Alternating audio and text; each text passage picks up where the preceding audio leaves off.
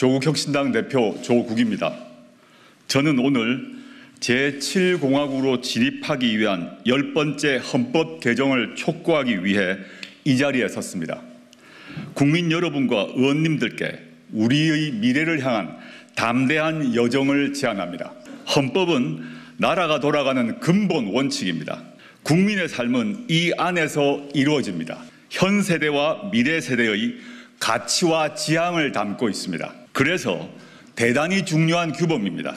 현행 제6공화국 헌법은 국민들께서 길고 긴 투쟁 끝에 1987년 피 맺힌 60항쟁을 통해 일궈낸 것입니다. 영화 변호인, 남영동, 1987 등을 상기해 보십시오. 그런 투쟁과 희생으로 만들어진 현행 헌법의 요체는 두 가지입니다. 독재 종식과 대통령 직선, 그리고 자유권 보장입니다. 37년 한 세대가 훌쩍 지났습니다. 다른 선진국가에서 200년에 걸쳐 벌어질 일이 그새 우리나라에서 재현되었습니다. 중진국이던 대한민국은 선진국 문턱에 서 있습니다. 국제통화기금 외환위기, 2차례의 남북 정상회담, 1차례의 대통령 탄핵, 5차례의 평화적 정권 교체가 이루어졌습니다. 정부 부재에 의한 사회적 참사가 잇따랐습니다. 국민은 이제 국가란 무엇인가? 국가의 존재 이유를 묻습니다. 권력이 군림하는 게 아니라 봉사해야 한다는 당연한 요구를 하고 있습니다. 겨우 연명할 정도가 아니라 사람답게 잘 살 수 있도록 국가가 보장해야 한다고 말씀하십니다. 이는 국가가 베푸는 시혜가 아니라 국민의 기본적 권리이어야 합니다. 이에 저는 22대 국회에 개헌특별위원회를 설치하자고 제안합니다. 개헌특위에서는 제7공화국 헌법을 논의하게 될 것입니다. 조국혁신당은 개헌안에 담고 싶은 것도 많고 준비도 충분히 했습니다. 그러나 조국혁신당은 오늘 제7공화국 개헌에 반드시 담아야 할 최소한의 개정사항 7가지를 다음과 같이 제시합니다. 첫째, 부마민주항쟁, 5.18 민주화운동, 60 민주항쟁을 헌법 전문에 수록합니다. 현행 헌법 전문은 3.1운동으로 건립된 대한민국 임시정부의 법통과 불의에 항거한 4.19 민주 이념을 계승한다고 되어 있습니다. 이에 더하여 부마, 5.18, 60 정신의 계승을 헌법에 수록하는 일은 지극히 당연한 일입니다. 이들 운동과 항쟁은 정치적으로는 물론 법률적으로도 복권되어 국민의 마음에 뿌리 내린 바 있습니다. 7공화국 헌법 전문에 유구한 역사와 전통에 빛나는 우리 대한국민은 3.1운동으로 건립된 대한민국 임시정부의 법통과 불의에 항거한 4.19 혁명, 부마민주항쟁과 5.18 민주화운동, 60 항쟁의 민주 이념을 계승하고 라고 새겨야 합니다. 두 번째, 수도는 법률로 정한다는 조항을 신설합니다. 현행 헌법에는 수도 규정이 없습니다. 그러자 서울이 대한민국 수도인 것은 관습헌법이라고 헌법재판소가 결정했습니다.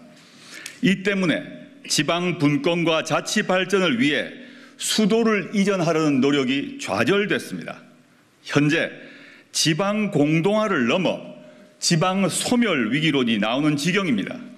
헌법에 새 규정을 넣어 법률로 이를 정하면 수도를 온전히 이전할 수 있게 됩니다. 세 번째, 대통령 5년 단임제를 4년 중임제로 바꿉니다.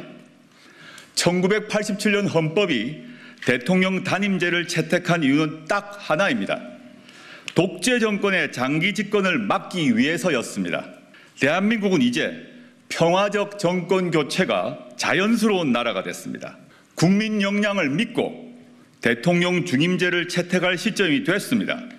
책임 정치를 구현하고 국정의 연속성과 일관성을 강화하기 위해 중임제로 바꿔야 합니다. 그리하여 현행 대통령의 임기는 5년으로 하며 중임할 수 없다를 대통령의 임기는 4년으로 하되 연이어 선출되는 경우만 한 번 중임할 수 있다로 바꿔야 합니다. 개헌을 위한 국민투표를 2026년 6월 3일로 예정된 지방선거 전에 할지 지방선거와 함께 실시할지는 개헌특위에서 논의하면 됩니다. 혁신당은 가능한 다음 지방선거 전에 국민투표를 실시하고 대통령 선거를 지방선거 때 함께 실시할 것을 요구합니다. 대선과 지방선거 시기를 맞춰 전국 단위 선거 횟수를 줄이면 그만큼 국력 낭비를 막을 수 있을 것입니다. 이를 위해 부칙 조항을 두어 현직 대통령 재임 기간을 조정할 수 있을 것입니다. 네 번째, 검사의 영장 신청권을 삭제합니다. 현행 헌법에 영장은 검사의 신청에 따라 법관이 발부하게 되어 있습니다.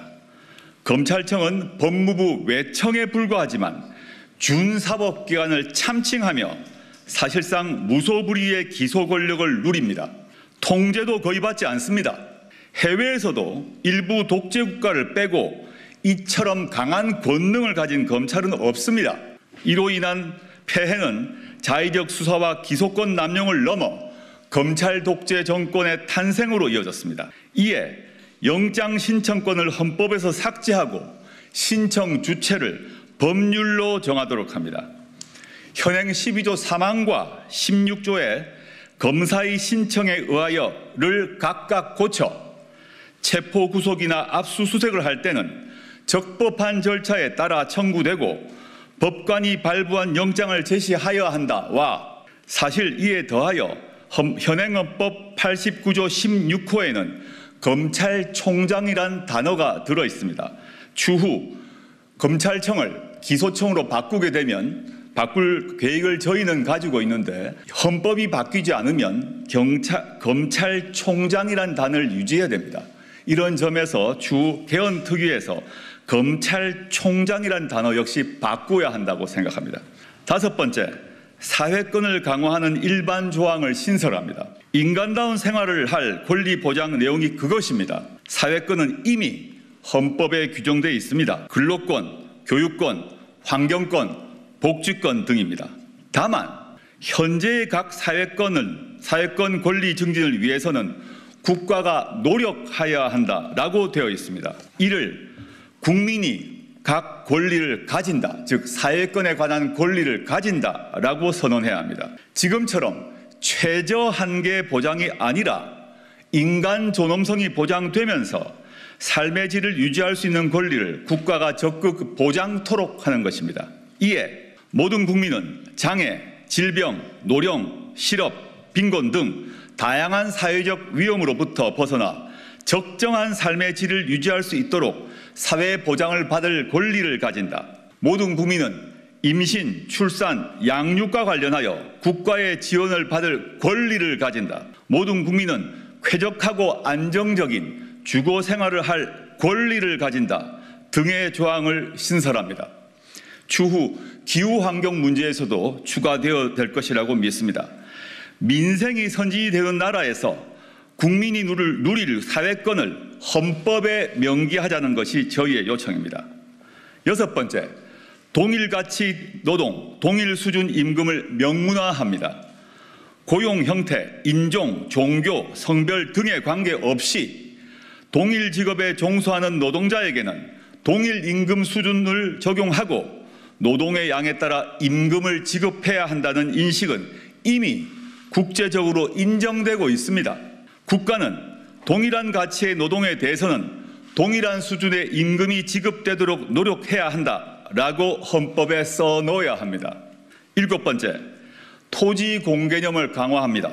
경제 질서와 관련해 불평등과 불공정을 고치기 위해서입니다. 부동산이 투기의 대상이 되었고 부의 대물림이 강화되고 있습니다. 청년들은 집 문제로 좌절합니다. 결혼을 포기해야 할 처지입니다. 그대로 둘 수 없습니다. 국가는 토지의 공공성과 합리적 사용을 위하여 필요한 경우에 한하여 특별한 제한을 하거나 의무를 부과할 수 있다라고 토지 공개념의 내용을 헌법에 분명히 할 필요가 있습니다. 지난 한 세대 동안 대한민국과 대한국민의 역량은 넉넉히 입증되었습니다. 현행 헌법보다 국민의 권리를 더 인정하고 국가가 국민을 더 지원하도록 규율하는 헌법을 가질 자격이 충분합니다. 이에 더해 현재가 아닌 미래 세대를 위해서 우리가 나아갈 방향에 대해 밝혀야 합니다. 그러기 위해서 우리의 정치적 상상력을 최대치까지 뻗어보자고 요청합니다. 왜 안 되는지가 아니라 왜 해야 하는지를 논의합시다. 국민의 요구사항은 더 다양합니다. 잘 알고 있습니다.